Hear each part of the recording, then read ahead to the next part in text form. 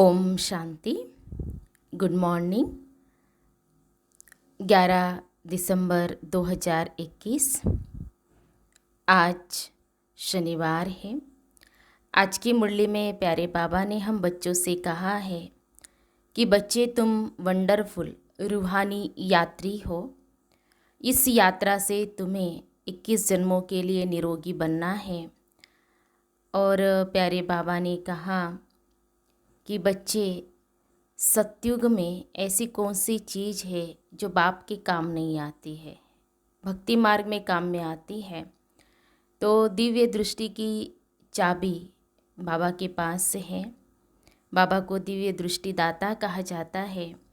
तो दिव्य दृष्टि की चाबी बाबा भक्ति मार्ग में यूज़ करते हैं, भक्तों को खुश करने के लिए साक्षात्कार कराते हैं। फिर बाबा ने ये भी क्लियर किया है कि तुम बच्चों को मैं विश्व की बादशाही देता हूँ, लेकिन दिव्य दृष्टि की चाबी नहीं देता हूँ। तो ये बाबा ने कहा है। अभी हम विस्तार से सुनते हैं प्यारे बाबा के मधुर महावाक्य, ईश्वरीय महावाक्य अर्थात प्यारे बाबा की मीठी मुरली।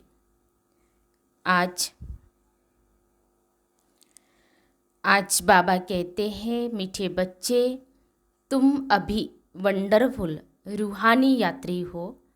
तुम्हें इस यात्रा से 21 जन्मों के लिए निरोगी बनना है। बाबा ने कहा, मीठे बच्चे तुम अभी वंडरफुल रूहानी यात्री हो। तुम्हें इस यात्रा से 21 जन्मों के लिए निरोगी बनना है। आज की मुरली में प्रश्न है, सतयुग में कौन सी चीज़ काम नहीं आती है जो भक्ति मार्ग में बाप के काम आती है? सतयुग में कौन सी चीज़ काम नहीं आती है जो भक्ति मार्ग में बाप के काम आती है? उत्तर है, बाबा ने कहा, दिव्य दृष्टि की चाबी। सतयुग में इस चाबी की दरकार नहीं रहती। जब भक्ति मार्ग शुरू होता है तो भक्तों को खुश करने के लिए साक्षात्कार कराना पड़ता है। उस समय यह चाबी बाप के काम आती है। इसलिए बाप को दिव्य दृष्टि दाता कहा जाता है। बाप तुम बच्चों को विश्व की बादशाही देते हैं, दिव्य दृष्टि की चाबी नहीं। मुरली में गीत बजा है, मरना तेरी गली में, जीना तेरी गली में। ओम शांति। मीठे मीठे रूहानी बच्चों ने गीत सुना। रूहानी बच्चों को अंग्रेजी में कहा जाता है स्पिरिचुअल चिल्ड्रेन, स्पिरिचुअल फादर और स्पिरिचुअल चिल्ड्रेन। अब यह तो रूहानी बच्चे जानते हैं कि हम आत्माओं को वहाँ शरीर तो है नहीं, इसलिए वहाँ कोई रूह रिहान हो नहीं सकती। रूह से रूह रिहान अर्थात वार्तालाप तब हो जब दोनों को शरीर हो। आत्माओं को यहाँ तो अपना अपना शरीर है।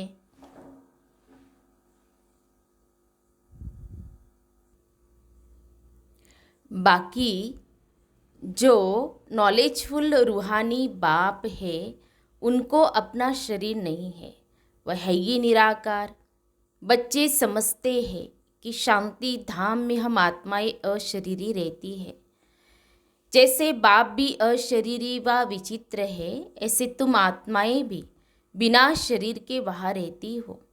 यह समझने की बात है। कहते भी है, न अंगे आए हैं न अंगा जाना है, यानी यह शरीर रूपी वस्त्र वहाँ नहीं होगा। आत्मा जब शांति धाम में रहती है तो अशरीरी है, शांति में रहती है। अब रूहानी बाप यह नॉलेज देते हैं, सारी दुनिया में रूहानी बाप और कोई है नहीं, और सभी है जिस्मानी बाप, और कोई है नहीं। और सभी बाबा ने कहा कि जिस्मानी बाप, रूहानी बाप खुद कहते हैं, मैं अशरीरी हूँ।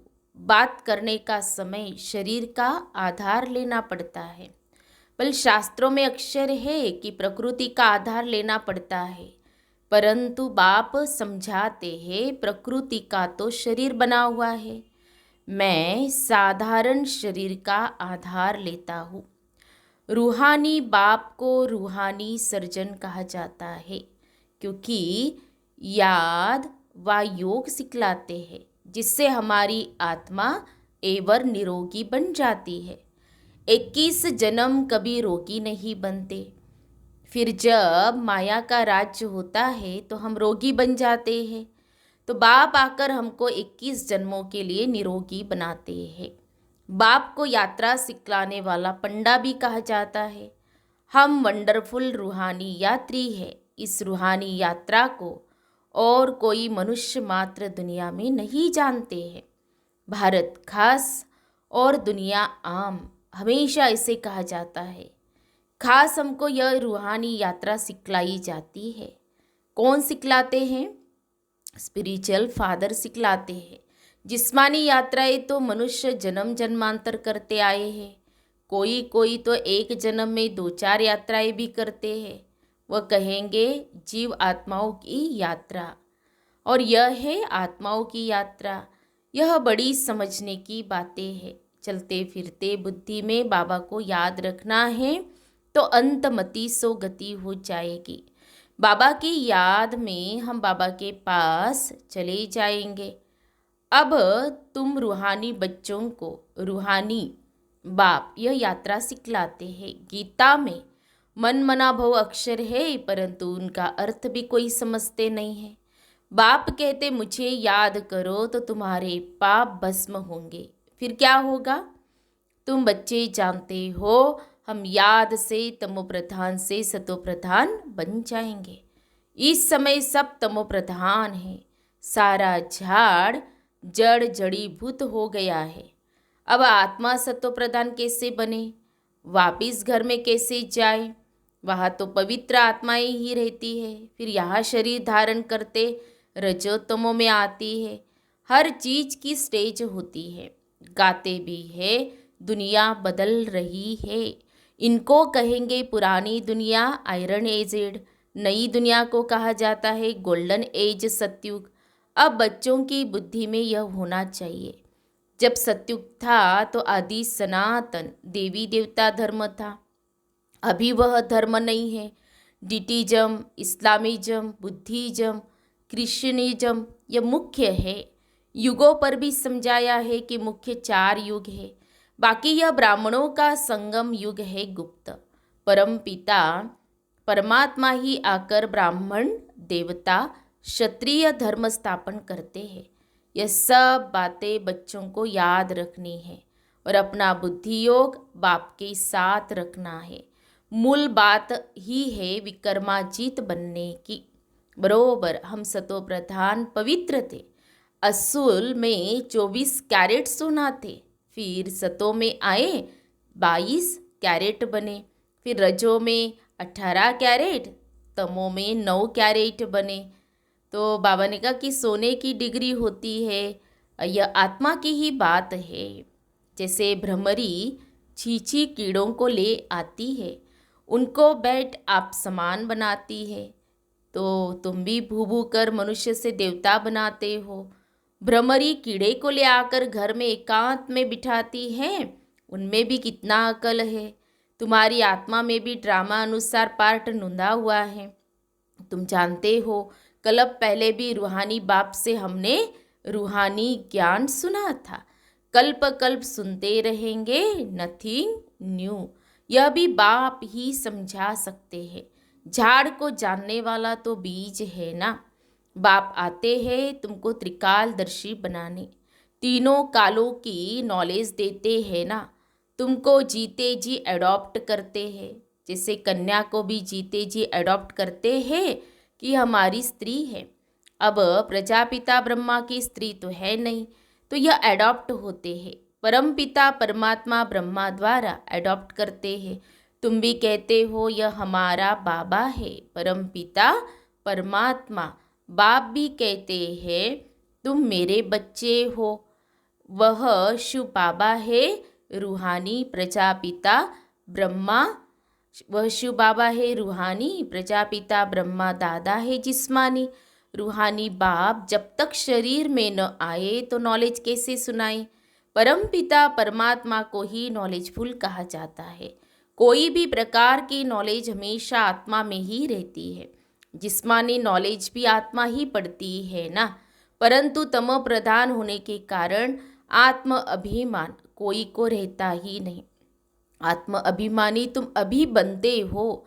सत्युग में यह बातें नहीं समझाई जाएंगी। इस समय बाप कहते हैं तुम अपने को आत्मा समझ पाप को याद करो, क्योंकि पापों का बोझा इस समय सिर पर है, वो उतारना है। बाप को बुलाते भी इस समय है कि आकर पतितों को पावन बनाओ। आत्मा ही इम्प्योर तमो प्रधान बनी है, इसीलिए बाप को याद करती है। भक्त कोई भी नहीं जानते कि परम पिता परमात्मा कोई बिंदी है। बिंदी का तो मंदिर बना न सके, शोभा ही नहीं होगी। एक तो लिंग बनाते हैं, फिर साक्षात्कार के लिए कहते हैं हजारों सूर्यों से तेजोमय है। क्या लिंग इतना तेजोमय है? जैसे अर्जुन के लिए दिखाया है ना, उनको साक्षात्कार हुआ तेजोमय रूप का, कहा हम तेज सहन नहीं कर सकते हैं। तो यह अक्षर सुना हुआ है ना, यहाँ भी शुरू में बहुतों को साक्षात्कार हुआ था। कहते थे बंद करो, हम सहन नहीं कर सकते हैं, आंखें लाल हो जाती थी। वह समझते हैं हमने परमात्मा का साक्षात्कार किया। किसने कराया साक्षात्कार? किसने कराया? उनको दिव्य दृष्टि दाता कहा जाता है। बाप कहते चाबी मैं तुम बच्चों को नहीं दे सकता हूँ, यह चीज मुझे ही भक्ति मार्ग में काम आती है। सत्युग में इसकी दरकार नहीं रहती है। तुम पुजारी से पूज्य बन जाते हो। बाप कहते मैं तुमको विश्व का राज्य भाग्य देकर अपने परम धाम में जाकर बैठ जाता हूँ। मैं पूज्य पुजारी नहीं बनता हूँ। तुम बच्चे अभी सेंसिबल बने हो, चलन से भी समझा जाता है कि यह कितना मीठा है। इनको धारणा बहुत अच्छी होती है। कितने टॉपिक्स बनाते हैं बाबा। जो टॉपिक्स सुनाते हैं वो नोट रखने चाहिए। आज यात्रा पर समझाएंगे। तो बाबा कहते यात्रा दो प्रकार की होती है। यह है नंबर 1 टॉपिक। मनुष्य सब जिस्मानी यात्रा कराते भक्ति मार्ग में, ज्ञान मार्ग में जिस्मानी यात्रा होती नहीं। तुम्हारी है रूहानी यात्रा। बाप समझाते हैं तमो प्रधान से सतो प्रधान तुम इस यात्रा से बनेंगे। आत्मा पवित्र बनने के बिना घर जा नहीं सकती। सब आत्माएं यहाँ ही आती रहती है, जाते कोई भी नहीं। गवर्नमेंट को भी तुम समझा सकते हो। सत्युग में जब देवी देवताओं का राज्य था तो एक बच्चा एक बच्ची होते थे, सो भी योग बल से। अब ख्याल करो सत्युग में कितने थोड़े मनुष्य होंगे और संपूर्ण निर्विकारी लक्ष्मी नारायण की गद्दी चली है, तो जरूर बच्चा भी होगा ना। हम जब योग बल से विश्व के मालिक बनते हैं तो क्या योग बल से बच्चा नहीं पैदा कर सकते? यह ड्रामा में नूंद है। पवित्र होने कारण साक्षात्कार होता है कि बच्चा होने वाला है, वो खुशी रहती है, विकार की कोई बात नहीं। तुमसे पूछते हैं बच्चे कैसे पैदा होंगे? बोलो पपीते का झाड़ मेल फीमेल एक दो के बाजू में होने से फल पैदा होता है। अगर दोनों एक दो के बाजू में नहीं होंगे तो फल नहीं होगा। वंडर है ना, तो वहाँ क्यों नहीं योग बल से बच्चा हो सकता है? मोर डेल का भी मिसाल है, तो उनको कहा जाता है नेशनल बर्ड। प्रेम के आंसू से गर्भ हो जाता है। यह विकार नहीं हुआ ना। यह भारत शिवालय था, शिव बाबा ने बनाया था। अब रावण ने वेश्यालय बनाया है, यह भी किसको पता नहीं है। शिव जयंती तो मनाते हैं, रावण जयंती कहाँ है? रावण का तो किसको भी पता नहीं है। उनको बनाकर फिर दशहरे के दिन मार डालते हैं। तुम बच्चे जानते हो रावण 5 विकारों को इन पटाखों आदि से नहीं जलाना है, योग बल से उन पर विजय पानी है, जो योग बाबा ही आकर सिखलाते हैं। कहते हैं योगी भव होली भव। गीता में फिर अक्षर है मन मना भव। मुझे याद करो, इस यात्रा से ही तुम शांति धाम में चले जाएंगे, फिर अमरलोक में आ जाएंगे। मनुष्य यात्रा पर जाते हैं तो पवित्र रहते हैं। काशी में जाने वाले पवित्र रहते हैं, परंतु काशी में रहने वाले कोई पवित्र नहीं रहते। यहाँ रावण राज्य में है पतितों का व्यवहार पतितों से, वह है ये पावन का व्यवहार पावन से, फिर भी नीचे तो उतरना ही है। बाबा ने समझाया है, आधा कल्प है दिन, आधा कल्प है रात। यह भी ब्राह्मणों की बात है। ब्राह्मण ही फिर देवता बनते हैं। नई दुनिया में लक्ष्मी नारायण कहाँ से आए? कोई लड़ाई तो नहीं की। महाभारत लड़ाई दिखाते हैं, फिर उनकी रिजल्ट तो कुछ भी दिखाते नहीं हैं। कहते हैं 5 पांडव थे। तुम कितने पांडव हो? तुम हो रूहानी पंडे। जानते हो अब सबको वापिस जाना है। बाबा आते ही है सबको ले जाने। वह है सुप्रीम पंडा अथवा गाइड लिबरेटर। माया से मुक्त कर साथ ले जाते हैं। साथ में ले जाने वाला गाइड तो जरूर चाहिए। यह बातें बुद्धि में अच्छी रीति याद रहनी चाहिए। वह शास्त्र तो छपे हुए होते हैं, कोई भी जाकर पढ़ सकते हैं। यह ज्ञान तो बाप ही देते हैं, फिर शास्त्र पढ़ने की बात ही नहीं। बाप से सुनकर धारणा करनी है। नंबर 1 है याद की यात्रा, उनसे ही पवित्र बनेंगे। हिस्ट्री ज्योग्राफी तो कोई भी समझा न सके। यात्रा में बहुत बच्चे कच्चे हैं, याद में ही विघ्न पड़ेंगे। नॉलेज तो बहुत सहज है। तो बाप समझाते हैं ड्रामा का चक्र है, उनके 4 भाग है इक्वल।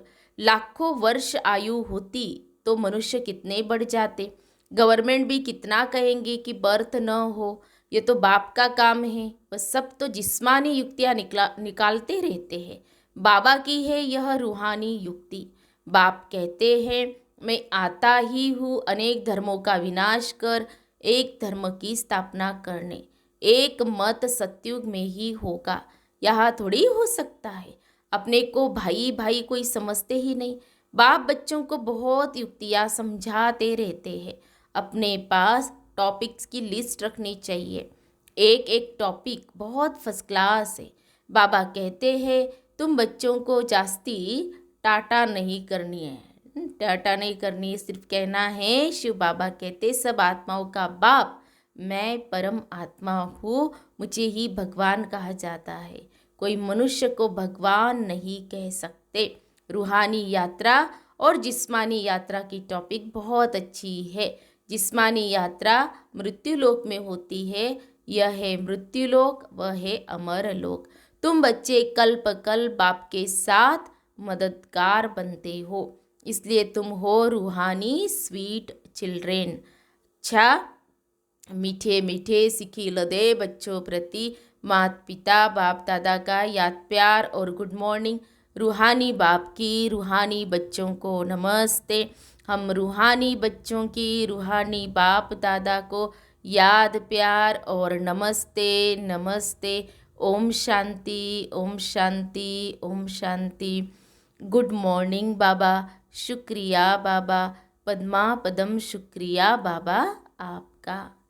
फिर है धारणा के लिए मुख्य सार। आज की मुरली का सार 2 पॉइंट में। पहली पॉइंट है खुद सेंसिबल बनकर दूसरों को भी बनाना है। अपनी चलन बहुत रॉयल और मीठी रखनी है। दूसरी पॉइंट, रूहानी यात्रा पर तत्पर रहना है। अपने पास अच्छी टॉपिक्स नोट रखनी है। एक एक टॉपिक पर विचार सागर मंथन करना है। प्यारे बाबा का वरदान है हम बच्चों के प्रति, अंतर स्वरूप में स्थित रह अपने व बाप के गुप्त रूप को प्रत्यक्ष करने वाले सच्चे स्नेही भव। अंतर स्वरूप में स्थित रह अपने व बाप के गुप्त रूप को प्रत्यक्ष करने वाले सच्चे स्नेही भव। स्पष्टीकरण है, जो बच्चे सदा अंतर की स्थिति में अथवा अंतर स्वरूप में स्थित रह अंतर्मुखी रहते हैं, वे कभी किसी बात में लिप्त नहीं हो सकते। पुरानी दुनिया, संबंध, संपत्ति, पदार्थ जो अल्पकाल और दिखावा मात्र है, उनसे धोखा नहीं खा सकते। अंतर स्वरूप की स्थिति में रहने से स्वयं का शक्ति स्वरूप जो गुप्त है वह प्रत्यक्ष हो जाता है। और इसी स्वरूप से बाप की प्रत्यक्षता होती है। तो ऐसा श्रेष्ठ कर्तव्य करने वाले ही सच्चे स्नेही हैं। स्लोगन है, निश्चय और जन्म सिद्ध अधिकार की शान में रहो तो परेशान नहीं होंगे। निश्चय और जन्म सिद्ध अधिकार की शान में रहो तो परेशान नहीं होंगे। तो आज हम सभी इस स्वमान का अभ्यास करेंगे कि मैं रूहानी यात्री हूँ। तो हमारी ये यात्रा एक दिन की नहीं, एक सप्ताह की नहीं, एक मास की नहीं, एक साल की नहीं, तो हमारी यह जो रूहानी यात्रा है आजीवन है।